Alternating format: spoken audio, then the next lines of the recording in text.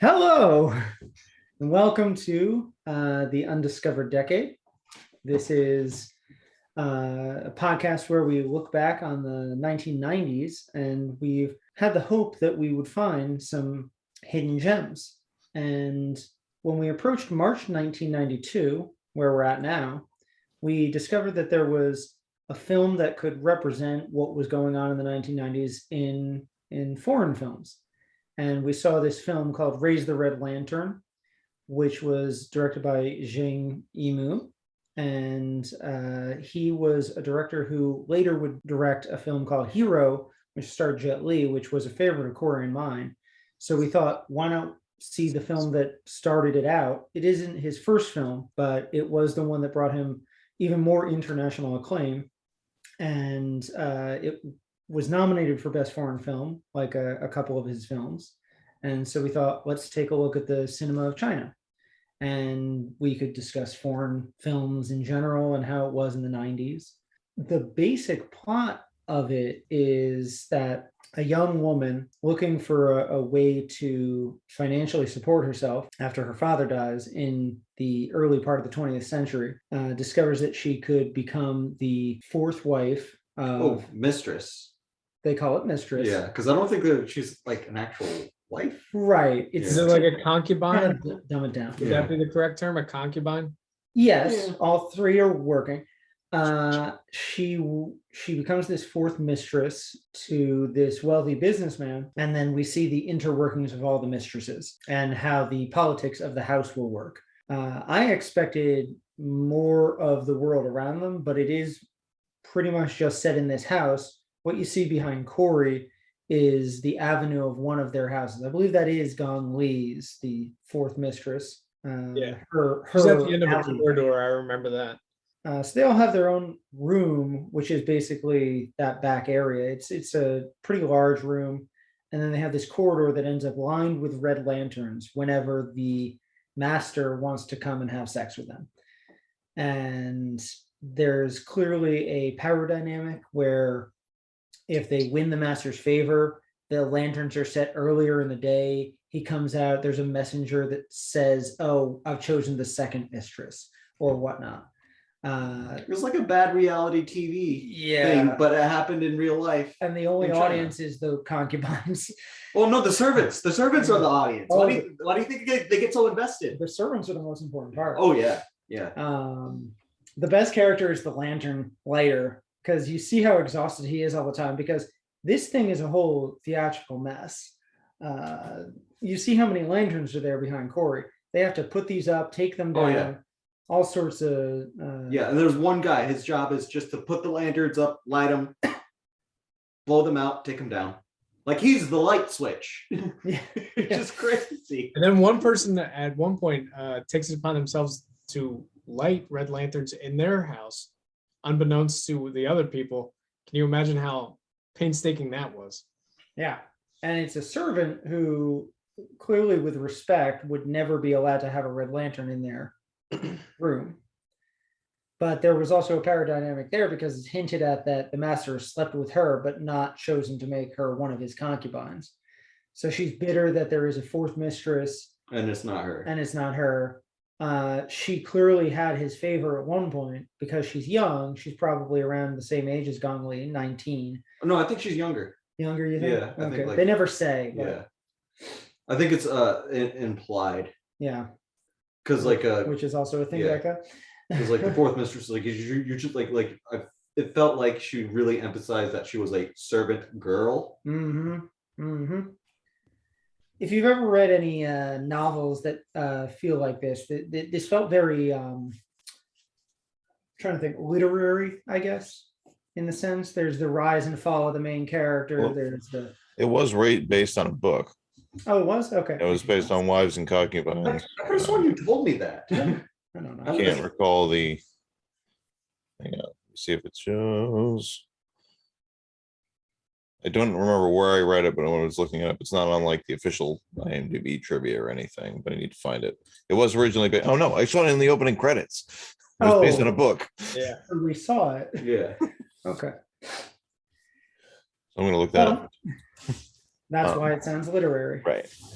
Well, there's also It was- I don't know, like I got strong like the way that the movie was presented and the way that the story was told. It had chapters. Yeah, no, it did have chapters. based on the Felt like seasons. it felt like one of the stories that I had to read in my high school American lit class, and like it felt like one of the stories from like the 19th century, the Right. way it was told, and like in how like The serial. how like the family worked together. The dynamic. Yeah, the dynamic. Yeah, it I was. don't know how the book is And structured. especially if Something like there was taking a couple that had servant girls. isolating chapters to focus on each of the mistresses and then from their perspectives, like almost like an epistolary novel where it's like diary entries from each one of them. I could see that Yeah. work like that. Not sure if it is, but it would lend itself to something like that. Right. And there was a way that, in a literary sense, they would introduce the characters and you think they're one thing. And maybe at first, Gong Li is set up to be a rival of the third mistress because they descend in age from first to fourth. So you would think that the ones that are closest in age would be the most adversarial.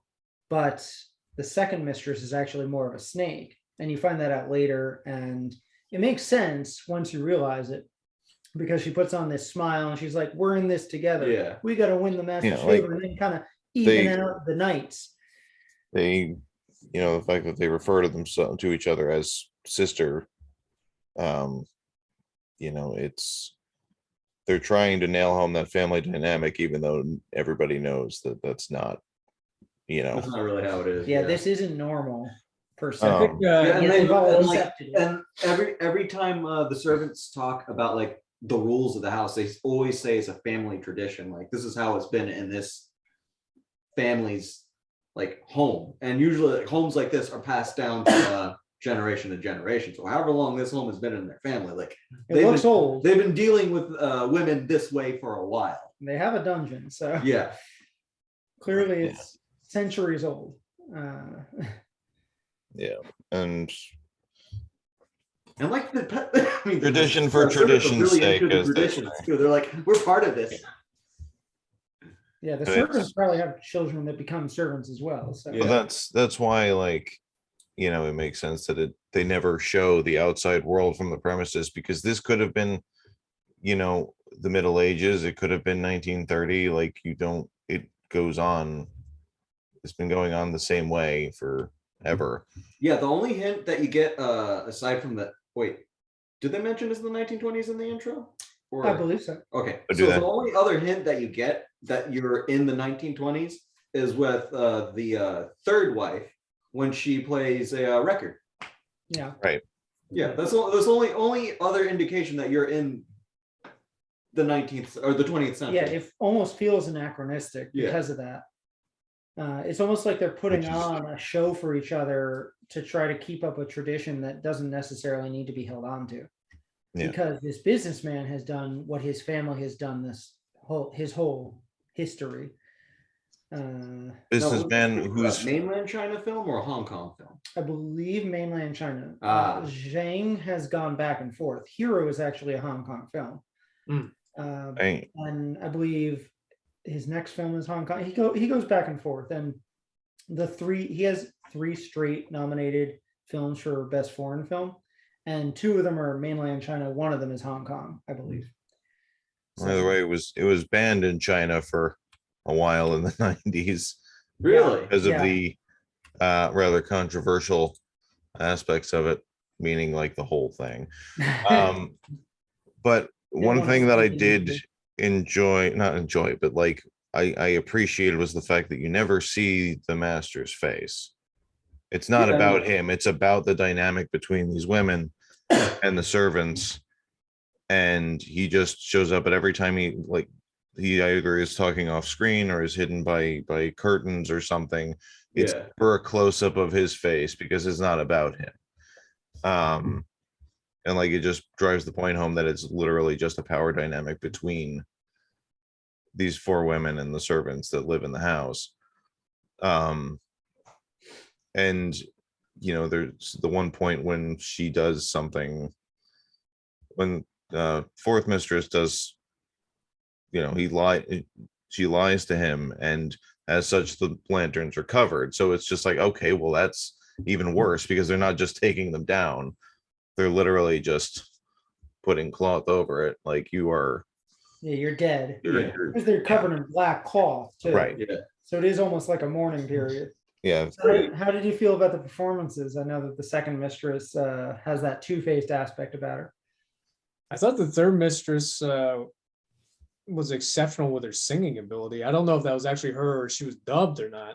She is a real Every singer. time she has a song that she sings out in the on the rooftop, it brings the whole movie to like a standstill because it's like a showstopper. Yeah, and It's a like beautiful her- singing voice. it's interesting with like her when she sings, she's all dudded out in these like nice dresses, very colorful, and like it contrasts against the whole like mansion, which is kind of drab and looks like a prison. Yeah. He's Seife, who plays the second mistress or third mistress. She is was an opera singer from like 1984 to about then, and then she moved into films. So it probably was her, including a recording, I'm sure. Mhm. the performances were definitely harrowing, to say the least, for a lot of them. Like they played the tension between all of them great, but then like toward the end it gets a little bit more like once fourth mistress is sort of indoctrinated into the whole lifestyle, and you see her progress in her own way, but then she like goes off on her own and is just wandering the castle and finding the old hidden room that the servants aren't supposed to find, where people may have died Yeah, the dungeon. way back then. The dungeon on the top of the roof, yeah. It's not even a big dungeon, it's just a small It's a brick supply house. it's a supply closet Yeah, where people have hanged. but you definitely see like chains and cuffs through like a little glimpse in the crack in the door. The slit. So Yeah. like you don't even get to see much of the dungeon for very long. It's just like there you go. It's like kind of not pleasant. You saw enough to Put know it out what of it your mind. was. And that's why, like, You saw enough to know that towards the end when somebody's getting drugged there that it's Right. not good. and that's the cinematography in this film was just beautiful because it was all natural light. It was all just like static shots, and there's one shot toward the end when, after it's been established that that's what this room is on the roof, and even though the master waves it off and it's just like, oh no, it was just people from the past. Hmm. You see Gong Li following the third mistress being drugged there by the other servants, We've taken it upon. and it's they're taking their Yeah, time, the servants but took justice into their own hands on that one. the It's all shot, from a voyeuristic point of view too. right, the shot is literally from her point of view, and it's just a 4-minute static shot of them walking up to the room, going into the room, leaving the room, and like what happened, and she knows what happened, and then it goes back to her, and then the same shot from where she was standing when she goes up to investigate, and it's just Haunting. I don't know, it's Then she haunting. collapses. Yeah. I do like the passive aggression that Yeah. happens between the women. I think there's a subtlety that often happens. I think this Yeah. is a very Chinese thing. I think also I think it's a very Asian thing, to be Yeah, honest. I wasn't But like sure. That's why I There's the only whole- one really the big whole deal with, like, confrontational somebody moment. ending up in the prison and dying. Like it could have been avoided if like the fourth mistress didn't have like such a because she was going for power grabs whenever she could, because like she was the newest wife or mistress or whatever, concubine. She was the new kid on the block, and like she wanted to get as much of the comfort goods as she could get, and like she did get a little bit Pavloved, because like right before the right when the mistress is selected for the night, right before they get to go into bed with the master, they get a little foot massage. And she definitely got Pavlov by that. But whenever you hear somebody else getting chosen and getting that little foot massage, and then I guess mediocre sex, because apparently like Yeah. because they don't really care. They don't really but- show it. Yeah, but all that really matters is like, hey, you get treated good, get a little foot massage, you Foot eat massage well, is the prize. and also like the winner of the night gets to choose the meal. Yeah, and she's of the night. vegetarian, so she kind of Yeah, so like there's like the other like little power dynamic of like, what are we gonna eat tonight? Yeah. There's No, so many little needles that they can stick in each other. And if the fourth mistress hadn't like gone above and beyond to try to one up the second mistress, and sometimes a little bit the third mistress. Nobody cares about the first mistress because she's old. they don't. She's Really Can we have say a- what she? Can we say what she did to go she's above there and because of beyond? experience. She But, like- she sends withering glares to the rest of the women in the whole movie. It's really. But like the thing is, like throughout the movie, like all the servants, even the master and the other three wives, like, it's a family tradition. It's a family tradition. You got to keep this up. This is what is expected in this house. Blah blah blah blah blah. But like one of the traditions is that like servants can't have like the red lanterns in their room because it's shame. You don't deserve that. But when it's discovered, when the fourth wife's servant has lanterns holed up in her room, you want it? yeah, she shows like, Yonner. yeah, Yar. She shows mercy at first, but then like Yar like fucks up a couple times and pisses her off. So you're like, you know what, screw it, I'm throwing you under the rug. So like she drags her out and like, hey guys, check this out. She's got something that she shouldn't be having. So like, what's the rules on this? And then like everyone's like, oh no, just let it go. It's like it's nothing. Blah. We don't call like, out our own servants. because apparently not all traditions are enforced. But fourth mistress was really calling her out on it. So first mistress was like, well, we burn them. And that devastated the servant girl. And so she just kind of just laid out in the cold and died. Yeah. And I She's think, a striking image. Yeah. I do So have to say, if the third mistress hadn't got busted for, having an affair, maybe the servants wouldn't have like enforced the death penalty on their own whim if it hadn't been for the fourth mistress like egging them on, especially since it was her fault that like one of the servants had died, and maybe this is one of their jabs at her because maybe they noticed that she was getting buddies with third mistress too. Maybe they were sick of that. Yeah, so they were like, you know what, Huh. extreme justice. I thought they were just following the rules. whole thing was I mean, they like could have been. They fourth could have been. mistress. Like, that's one way of seeing it. But like me personally, after thinking about it for a while, like these people are psychotic. They've got to be because they're invested in it.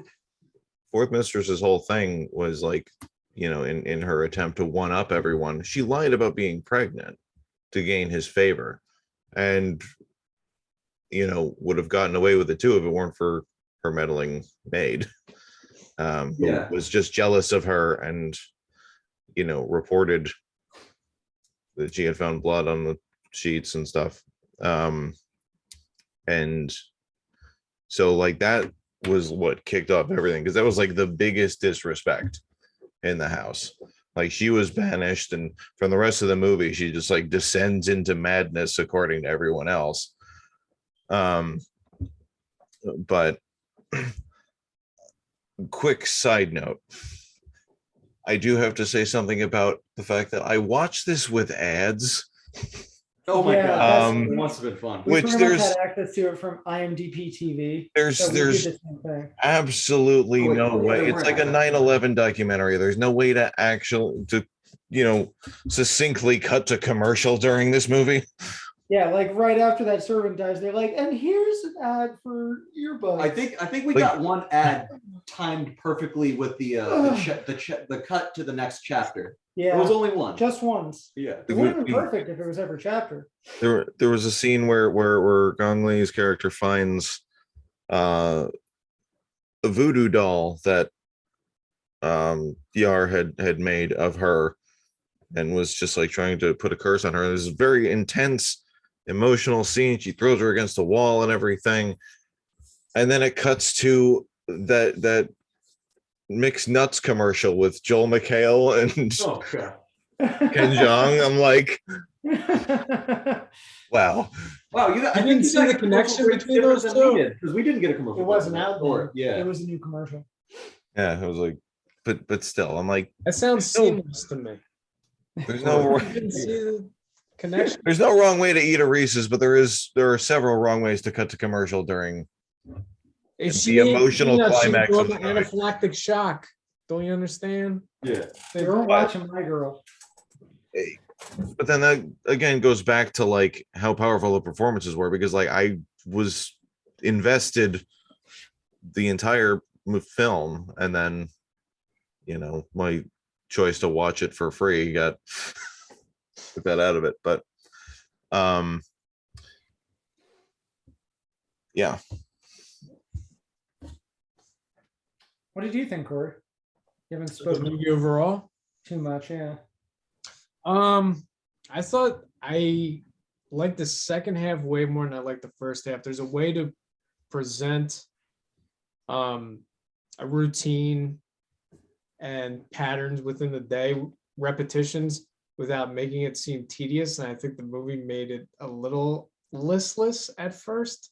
Maybe the first half, I understand it has to be kind of a slow burn the first half, but they could have I thought that was the point. tightened it up a bit.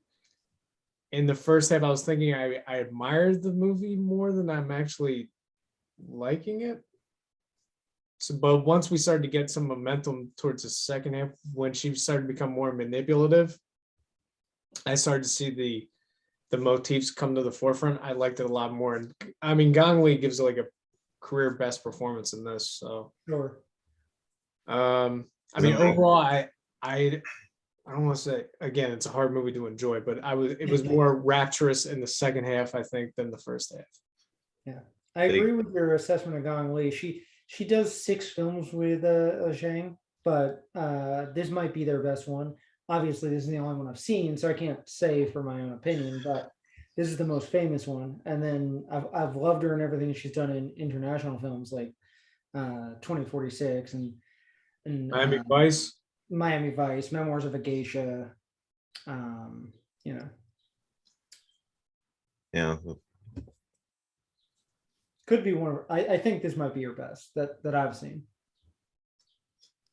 yeah, I agree with that sentiment that it was admirable, but a tough watch. Yeah, no, but the it was concept very is a well. little- It was very well done. Yeah. I forgot what I was going to say, but go Sorry. back to that. No, it's fine. I knew this was going to be a little rough, so I was Yeah. prepared for it to be a little distressing. I can admire it and like you know it. what's I was Um, hang on. I was going to say, yes, it was a slow burn in the beginning, but it was sort of that way to kind of acclimate the audience to what the rest of the wives were going through. Because by the second season, because they do it like it's winter, spring song, by that point, we're up to speed with how the wives are living, and that's where the whole meat of the film is. And then toward the end, after third mistress goes insane, the film closes with a fifth mistress showing up, and you're like, oh, well, she's in for a ride. Yeah. I do. Oh I do yeah, and then like like what, at that point, like fourth mistress isn't fourth mistress Yeah, anymore. I She's a do- servant now. I do ultimately It's a nice like finale. what happens to Gong Li. She's Yeah. basically a ghost that wanders the grounds. Because like she's responsible for like she's essentially like, even though like at the end she calls out the servants for being murderers, and then like eventually the master is like, he's like, what are you talking about? You're insane. You're great. Like it seems like he doesn't care, and like he's like, yeah, no, they did the right thing. Gaslighting her. But she Yes, mentioning her. like despite the fact that she's calling them out as murderers, like I feel like in the back of her head she knows she's responsible for 2 deaths Yeah. because she was being an idiot. Yeah. And like power hungry essentially. Yeah. And didn't play your cards quite well and like basically caused 2 deaths. Yeah. Yeah, what a risk. Yeah. High risk, low reward. Right. Just 1 or 4 women in a bad situation. Yeah, 4 women in a bad. Well, technically 5 if we include the servant girl. Sure. Want to give grades on this? Sure. I, like you, admired it, especially for the cinematography and Gong Li's performance. So getting to finally see something that Zhang had done was good as well. So I feel like my grading is a little low, but probably do like a C+, because I don't know that I'd actually watch this again. I often think of these films as like rewatchability, like Toy Soldiers, getting to see it again. Now I own it because I had to for this, and I will watch it again. Sure. This I can admire and remember in the future as a well done film. Oh yeah. No, but not have to watch it again. Yeah, no, I'm gonna go a different route, and I'm gonna go more of an emotional route, Mhm. and I'm gonna grade it based on that and give it an A+. Okay. Yeah, because like it's you kind of, despite the women like at each other's throats, you kind of get a little sympathetic at where they're coming from, considering they don't really have power, so like they kind of have the vibe for whatever they can get at any time, and yeah, no, I think this movie's gonna just like stick in my mind with how like the ending happened and how like just unnerving that was. I was just like, yeah, that's a film trauma. Yeah, see, I don't want to say that my grade is completely dismissing the film. Oh, yeah, this is technically the lowest I've ever given a film. You did establish what you're on, and then I was like, that's why I'm going the emotional. But I feel like if I give everything a B, it's not really establishing a grade. So I don't think you and I are far apart on this one, because I'd probably give this a B-. I was bordering on a C+ if the second half ended up picked up a little bit more.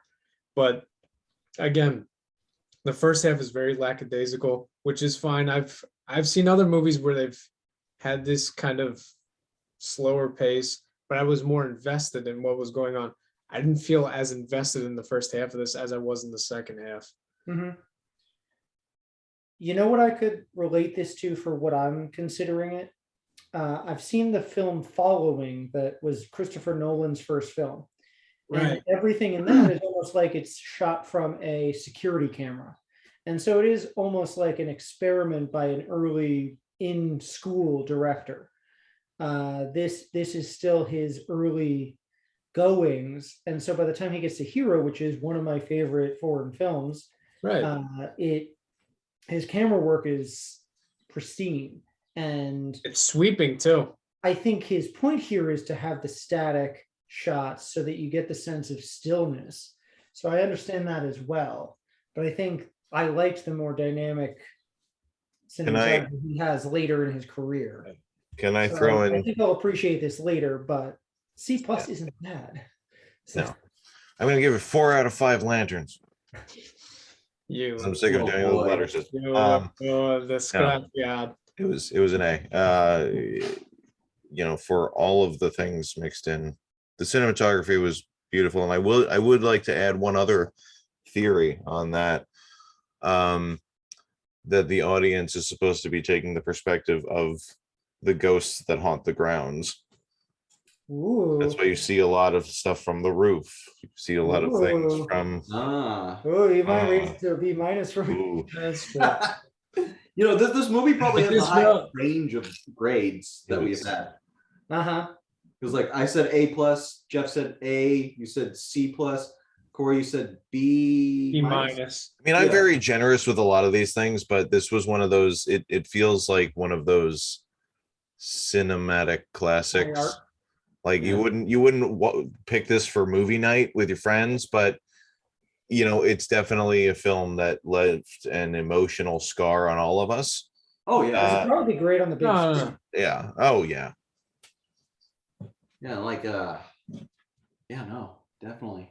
Yeah, it's gonna stick with me for a while. Still resonate with me. Yeah.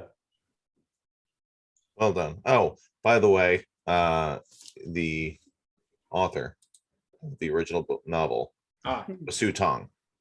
Oh, yes. That's what it No. was. I did read this. I don't know what I was thinking. Yeah, You read the book? No, I didn't read That's- the book. I read that there I was was gonna say. right. I just wanted to get that in there. because So that's what it's based on. there was the generation that's around this time, the fifth generation of Chinese cinema. A couple of the directors directed films of his novels. But yeah, I looked into a bit of the history of Chinese cinema last night just to familiarize myself with what was going on, because I read that this was the fifth generation, and I was curious what that meant. It made sense that there had maybe been 5 generations since the beginning of cinema. The first film in China was from 1905. So it is basically that. It's just the next wave of directors. So in a way, you would consider this like your Coppola, Lucas, Scorsese wave at the Right. same time. And the cultural revolution that had happened in the late 70s, it was in response to the censorship that had been going on there. So there were a lot of these scar cinema films that were going on, which were supposed to represent what had happened during that censorship period and the trauma that had been lent to that.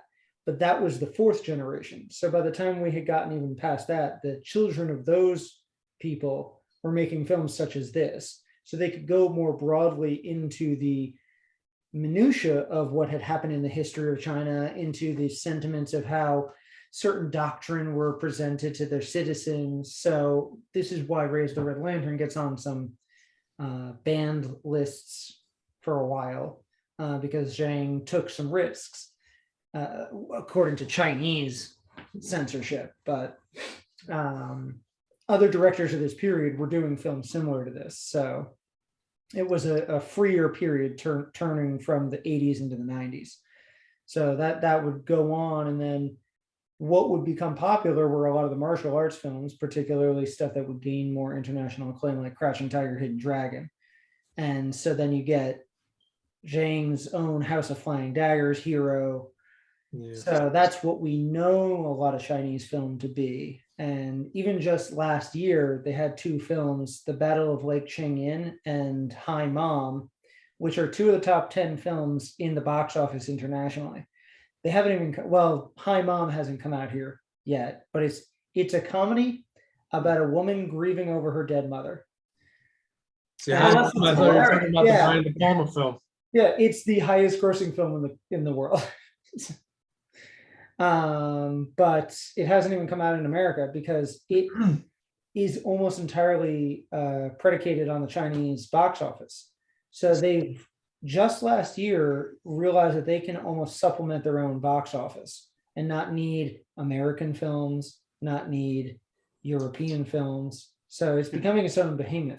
Well, nowadays, if you watch any of these American blockbusters, they almost cater to the Chinese market. Like there'll be plot points where the characters have to go to China, or that they'll re-edit things in China, that plot points that don't really resonate over there. Right. that Or would- there'll be a Chinese actress that's just kind of thrown into the film. Or like with the Iron Man movies, they inserted a Chinese businessman that was as smart or smarter than Tony, helping him Right. out every now and then, giving him some pointers. Right. Yeah, they kind of edited him in the same way that they edited in the crap, I forgot the actor that played in Godzilla, the original. Oh, right. The white guy. Raymond Burr. Yeah. Yeah, like Very there's nice. Gojira, the Japanese version, but then Godzilla, the American version, Yeah. like inserted a American So we reporter. would like it. Yeah, Yeah. like they edited him Played edited Steve Martin. him in, and then boom. Yeah. And So the now Chinese do now that it's- with our films. Now it's happening to us. Yeah. Yeah. So, but it wouldn't have happened with things like without things like Raise the Red Lantern. So this is a very important period of Chinese cinema. So what I you're think. saying is they're gonna come out with a re-edit with a white guy Yeah. wandering around. I was like, hey, what's going on? You shouldn't treat your What are women you like this. doing? Yeah. It's just gonna be There might Owen. be a good foot Owen. massage. It's gonna be Owen Wilson wandering through the halls of the castle. Oh, wow.